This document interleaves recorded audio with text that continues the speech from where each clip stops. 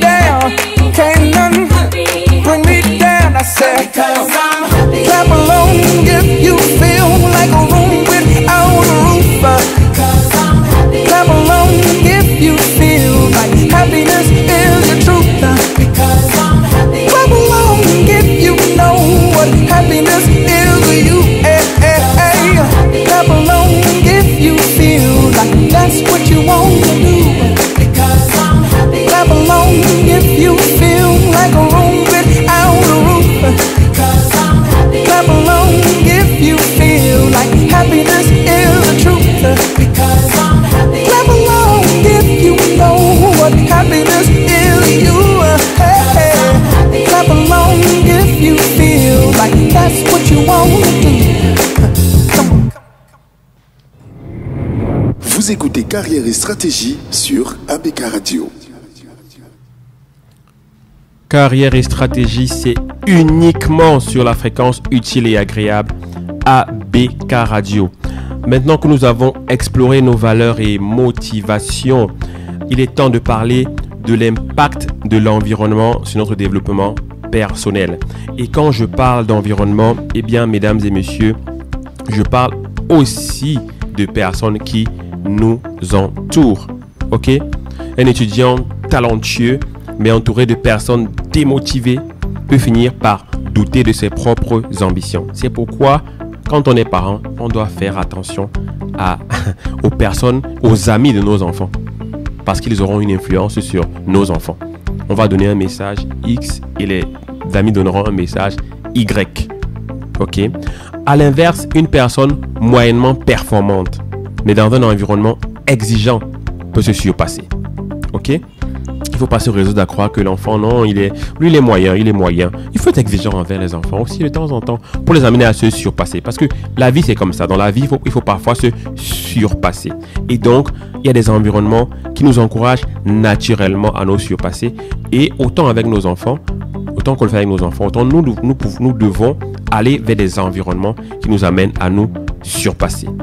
Vous le savez, on ne va jamais le dire assez, nous sommes la somme des influences qui nous entourent. Nous sommes la somme des personnes qui nous entourent. Et donc, changer d'environnement peut radicalement modifier notre trajectoire.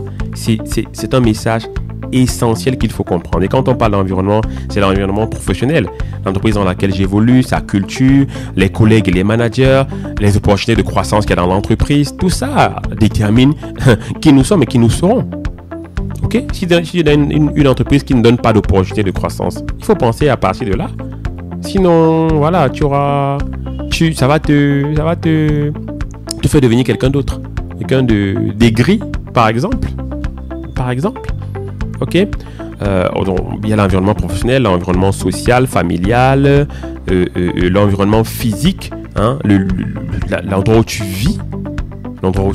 C'est-à-dire, s'il pleut dans ta maison, tu as beau être un gars toujours jovial, mais de temps en temps, tu seras de mauvaise humeur parce que tu as passé une nuit à nettoyer l'eau autour du lit. Vous voyez ce que je veux dire? C'est-à-dire que l'environnement joue sur nous et croyez-moi, on l'a vu, les expériences passées, les expériences que l'on vit là, ça a un impact sur nous et parfois ça nous cloisonne dans une case. On a l'impression que on regarde les autres comme ça, mais en fait, ces gens ont évolué dans des environnements favorables qui leur ont permis de développer leur personnalité. C'était important que je vous passe ce message sur l'environnement qui joue un rôle très important dans notre personnalité avant de passer à un truc, mais alors super important que peut-être vous n'avez jamais entendu. Ok, c'est notre identité professionnelle. Quand on parle de beaucoup de choses depuis le début de cette émission, de connaissance de soi, mais on se rapproche un peu plus de l'action. C'est-à-dire que, voilà, l'identité professionnelle.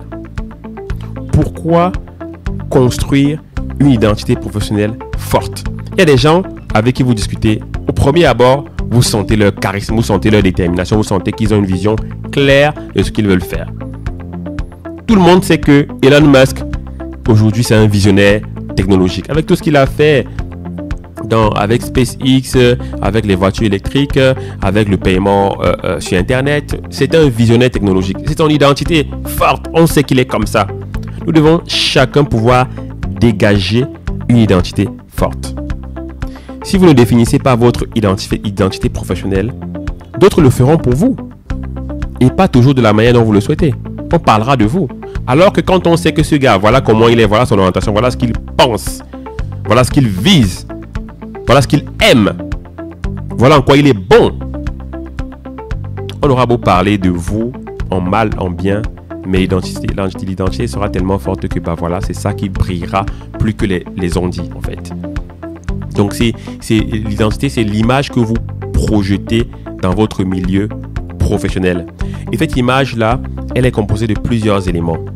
Vos compétences et votre expertise, vos valeurs et votre personnalité, votre réputation et votre réseau, votre communication et votre image publique. Je répète, vos compétences et votre expertise, vos valeurs et votre personnalité, votre réputation et votre réseau, votre communication et votre image publique. C'est très important de dégager une identité professionnelle forte parce que elle permet d'être reconnue, d'attirer les bonnes opportunités et d'accélérer sa progression de carrière. Alors à vous d'aller réfléchir sur quelles sont vos compétences distinctives, quels sont les problèmes que vous pouvez résoudre plus vite que les autres, quelle est la perception que je veux que les autres aient de moi, et après un peu comprendre quelle est la perception que les gens ont finalement de moi.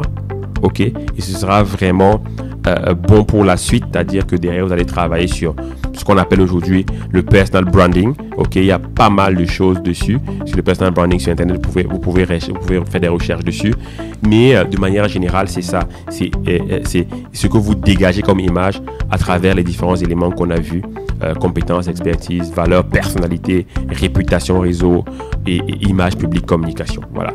Et quand on parle d'image publique aujourd'hui, bien évidemment, il y a un outil qui est très très utilisé de plus en plus qui s'appelle linking.